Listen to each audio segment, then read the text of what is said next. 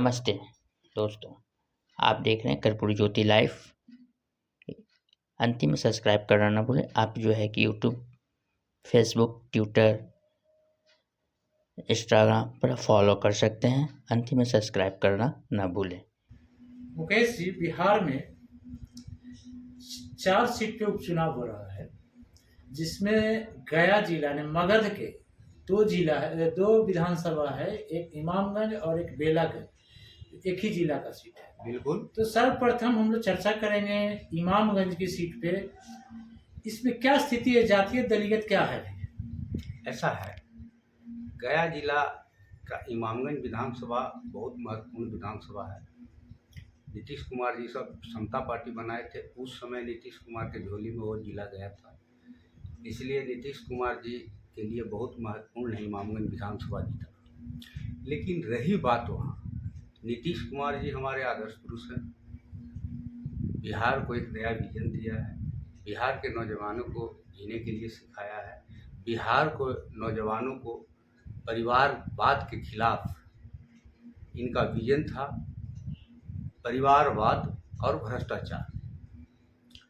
तो विगत 20 सालों में नीतीश कुमार जी बिहार के नौजवानों को ऐसा सीख पैदा कर दिया है कि बिहार के नौजवान अब जानता है कि बिहार की राजनीति में परिवारवाद नहीं चलेगा। लेकिन वर्तमान में तो एनडीए के घटक दल जैसे मांझी जी, उनको 1 सीट मिला और वो परिवार में ही नहीं, एक मंत्री की पत्नी को टिकट दिया। इस पे क्या करना चाह रहे? आदरणीय जीतन राम मांझी बुजुर्ग हैं, उनका बेटा नौजवान है, वो अपने बेटा को राष्ट्रीय अध्यक्ष बनाए और अपने हम पार्टी का संरक्षक बन गए। और एक परिवार के पार्टी, उसको परिवार के पार्टी नहीं कहिएगा, क्योंकि उनके परिवार में 2 बेटा आते हैं, एक आदरणीय मंत्री संतोष मांझी जी और उनका एक भाई हैं आदरणीय परवीन मांझी जी।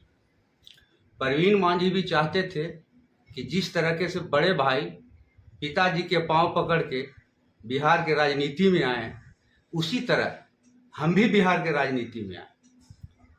लेकिन आदरणीय जीतन राम मांझी जी संतोष मांझी को ही चुना, क्योंकि वो जानते थे कि एक परिवार से दोनों बेटा राजनीति में जब आ जाएगा तो भविष्य नुकसान होगा, 2 ध्रुव हो जाएगा एक परिवार।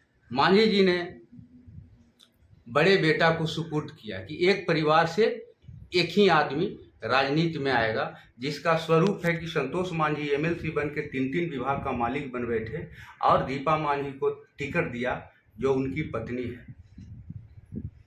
सही बताइए, तो इससे स्पष्ट होता है कि मांझी जी जो अपने आप को कहते हैं कि दलित का नेता है, तो एक पिता का भी कर्तव्य नहीं निभा पाए तो वो पूरे दलित का नेता कैसे बनेंगे? यही तो समझना है।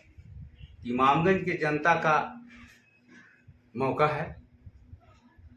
इमामगंज की जनता आदरणीय नीतीश कुमार को आदर्श पुरुष मानता है।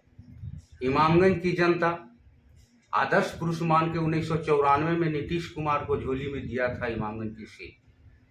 और नीतीश कुमार जी परिवारवाद के खिलाफ हैं, ये पूरा बिहार जानता है। तो उनके जनता अपने आदर्श पुरुष के बात को मान करके परिवारवाद के खिलाफ इमामगंज की जनता वोट करेगी। अब लव कुश को नेतृत्व करते रहे हैं आते आते, मैंने समाज की ओर से, तो ऐसा लगता है कि नीतीश कुमार के नेता मानते हुए वहां पर इमामगंज में वोटिंग करेंगे या मांझी जी को नेता मानते हुए इमामगंज में वोटिंग करेंगे? नहीं, अब वहां की जनता खुद निर्णय लेगी। न नीतीश कुमार की बात मानेंगे और न मांझी जी की बात मानेंगे वहां के जनता।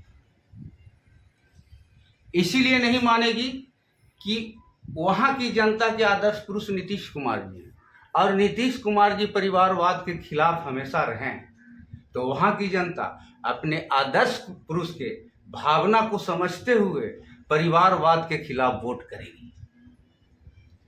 अब आते हैं दूसरे विधानसभा बेलागंज की।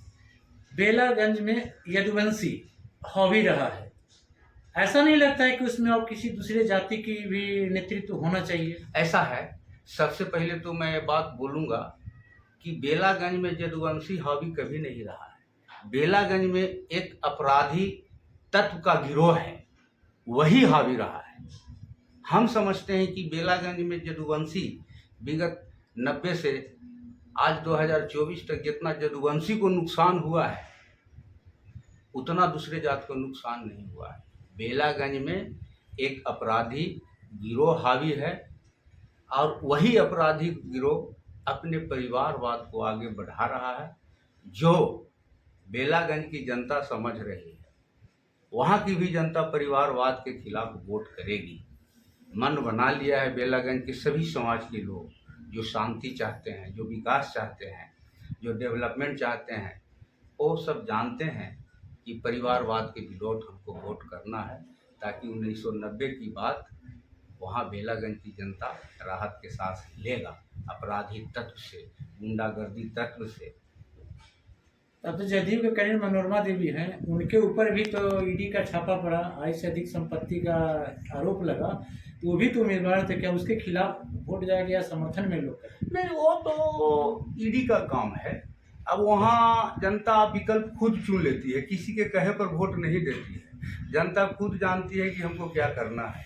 बेलागंज की जनता जान लिया है, समझ लिया है कि हमको अब आज़ादी मिलना चाहिए, और वो आज़ादी इस पर हो जाएगा निश्चित, कोई रोक नहीं सकता है।